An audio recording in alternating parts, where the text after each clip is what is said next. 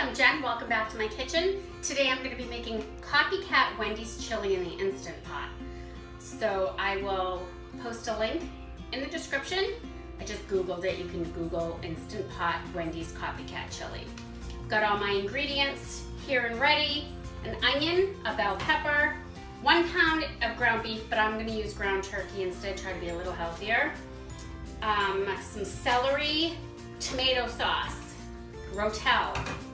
This was the only thing, I've never tried these before, but the recipe says ranch style beans, so I'm going to give it a try. Some kidney beans, diced tomatoes, and water, but I'm going to use vegetable stock because it tastes better. So I'm going to chop everything up and get it ready. Alright, so I'm only going to use half of the onion because this is gigantic, but while I'm chopping my onion, I'm going to set my pot to saute to get it nice and hot to start browning the turkey.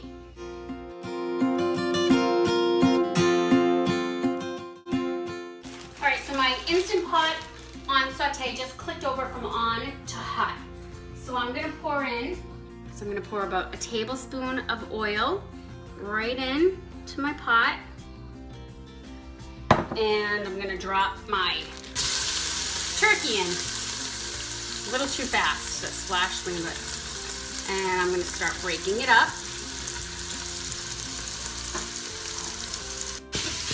And I'm just going to cook this until it's completely browned.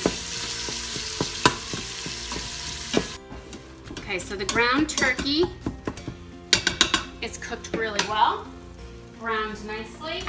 Now I'm going to add my chopped onion, my bell pepper, and my celery.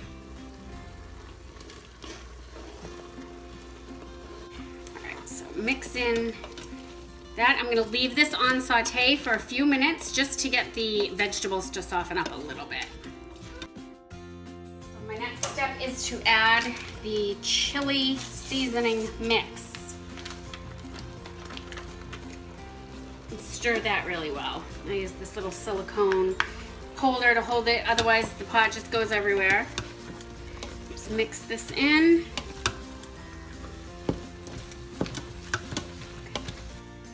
All right, my sauce is all mixed in, and now I have these browned bits that are stuck on the bottom of my pan.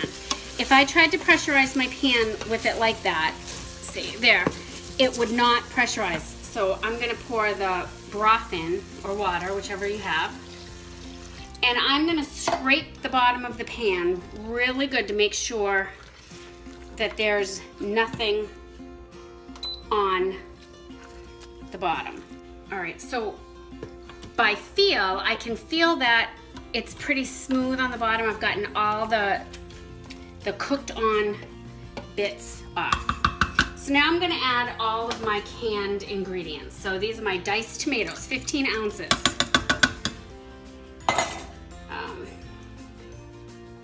10 ounces of rotel. Got 15 ounces of red kidney beans, and I did drain them. A can of my ranch style beans, which I had a hard time opening. All right, so all my beans and my tomatoes are in. I'm gonna give it a good stir. The last ingredient is my tomato sauce. And if you tried to make anything with tomato sauce in the Instant Pot and it didn't come to pressure, it's because tomato sauce is too thick. So my tomato sauce, or any tomato sauce that you're going to use in any recipe, you're going to pour right on top and just layer it. I only need about half of this. And it's just going right in, but you just layer it and do not mix it in. And that's it. Now I'm going to seal it and get it ready to cook. All right, so I'm going to make sure my ring is all the way down. It. I'm going to set my vent to sealing in manual for 10 minutes.